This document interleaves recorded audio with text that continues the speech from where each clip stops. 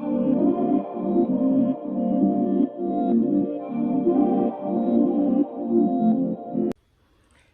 guys, welcome and welcome back to my channel. This your girl Precious. That's Nurse Precious, that is. I came on to do this mental health Wednesdays. Now I don't work in mental health, however my husband does. So in this video, I'm going to ask him a few questions about mental health in case it might be a field that you want to go into. If you have any questions, make sure you comment below to ask him, because he can tell you about the setting and what type of stuff you would be dealing with, what type of population and all that. So I try to ask him as many questions for you guys to get as much information as I could. But if I left anything out, make sure you guys comment below. And let's get started. Hey,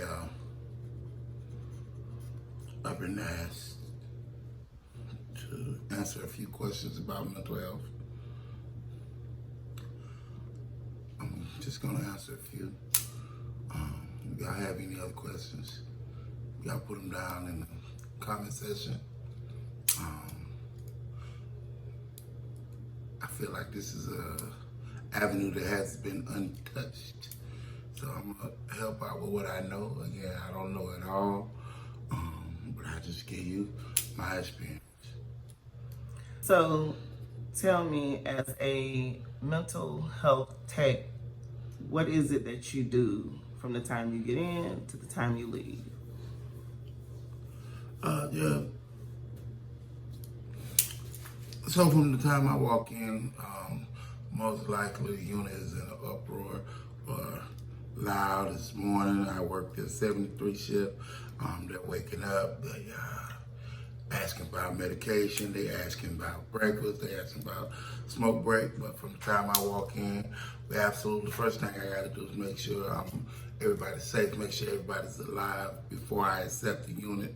I start doing my environmental rounds.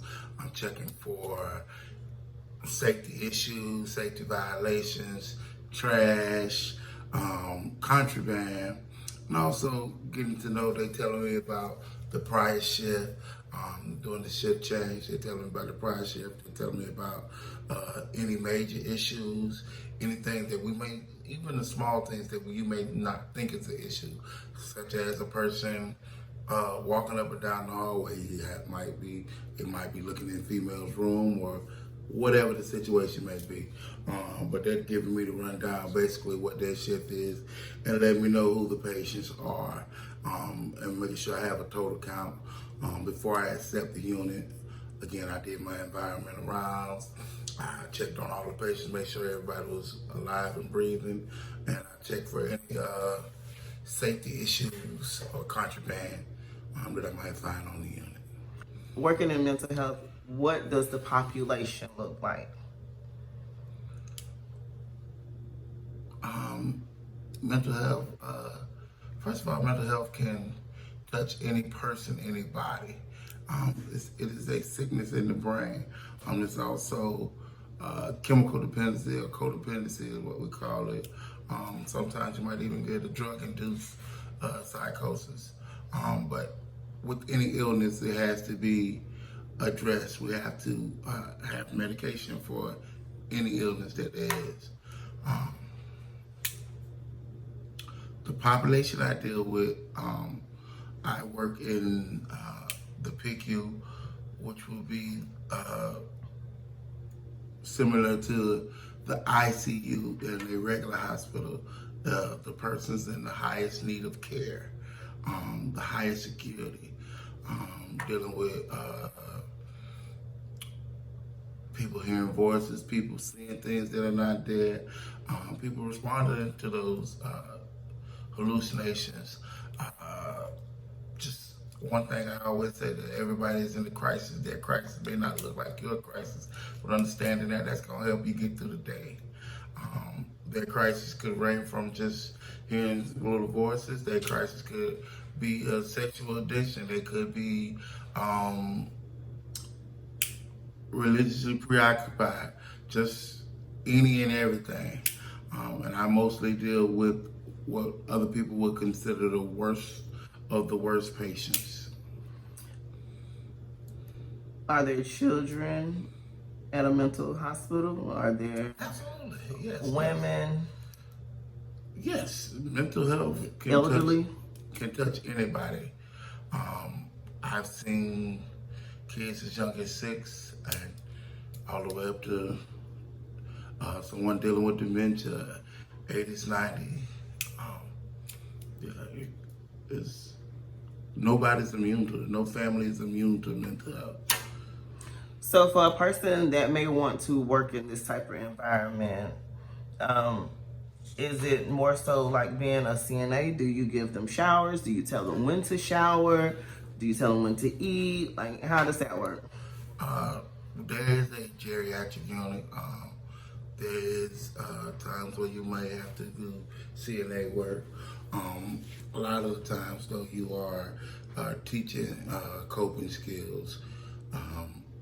Make sure you how to deal with certain situations, teaching how to deal with certain situations, monitoring their behavior. Again, checking to see if they're having any reactions to their medication. The truth of the matter is, we're the eyes and the ears. The techs are the eyes and the ears of any unit. The nurses mostly use to give the meds. The doctors prescribe the meds. I'm sorry. The nurses pass them out, and the techs really, we are again the eyes and the ears of the unit. We can watch and we can see when the behavior is changing, and we're documenting all those things. Making sure we're documenting from if they had a bad phone call, what times are they the psychosis is coming, the crisis is coming, what are the triggers, things like that. Just basically trauma informed care. And again, we're the eyes and the ears of the unit. You're watching for any good change or bad change, or anything that stays the same. Would you say that your job is dangerous? Would you recommend it? Would you recommend your job for anyone, or would you say it's you have to be a certain type of person to deal with those type of patients? Yes. Everything that you asked. But at the same time, your first question was, is it a dangerous job? Yes, it can be a dangerous job again. People are not in their right mind, to put it plainly. People are not in their right mind. They're seeing things, they're hearing things, they're hallucinating. Anything, none of those things can happen. But at the same time, if you are a caring person, and that's why I've been doing it over 21 years, I care for people. I want to help people, help them through the crisis. So, I mean, I understand the territory that I'm in and why I do it. I know why I do it because I love helping people, and I know what I've signed up for. Yeah, you just gotta be prepared for the worst. Do you, as a MHT, ever have to restrain anyone? Yes. We have to restrain somebody. The only time we should be restraining somebody, first of all, you may need to be building a rapport with a patient from the time you meet them. You building that rapport with them, introducing yourself, letting them know what's going on. Again, go them into a hospital, especially a hospital, mental health hospital. It could already be scary. This could be their first time coming, and all they see is other patients acting out in a crisis. So from the time that person's walking in, you're trying to build that rapport. Anytime that you have to do a restraint, though, it's going to be the least amount of force as possible, and that's the only time you should do a restraint is when they're hurting themselves or hurting others. Other than that, the TVs and walls, all that stuff can be replaced. But again, once they're hurting themselves or others, that's when we do restraints. And again, with the least amount of force as possible. I always say, yes, we are going home safely. Why, yes, that's the question I ask myself every day. Is everybody making it home safely? Yes, we are. So, yeah. If I have any questions, Y'all leave them in the comments below. I'll try my best to get back to you. Yeah. So, piggybacking off of the restraints, are y'all trained or are y'all just doing what y'all know from the streets?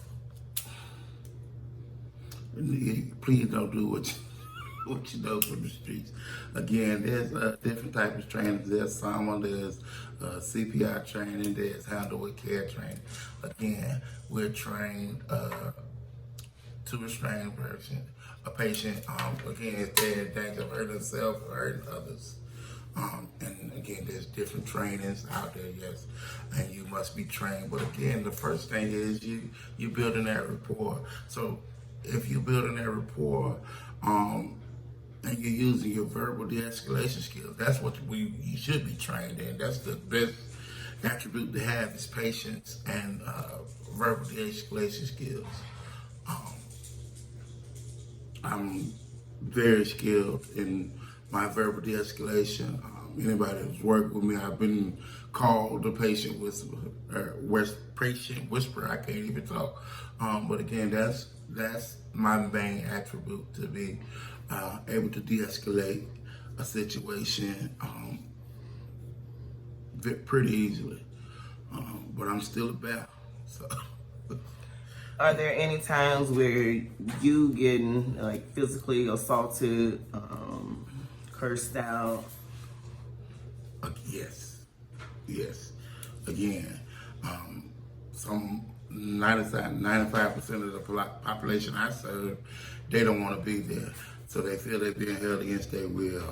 So again, when they become a danger to themselves or others, that could happen. And then again, some of them could just be afraid and scared in a complete crisis to where they're seeing things or hearing things or having visualizations, or you could be trying to hurt them in a paranoid state.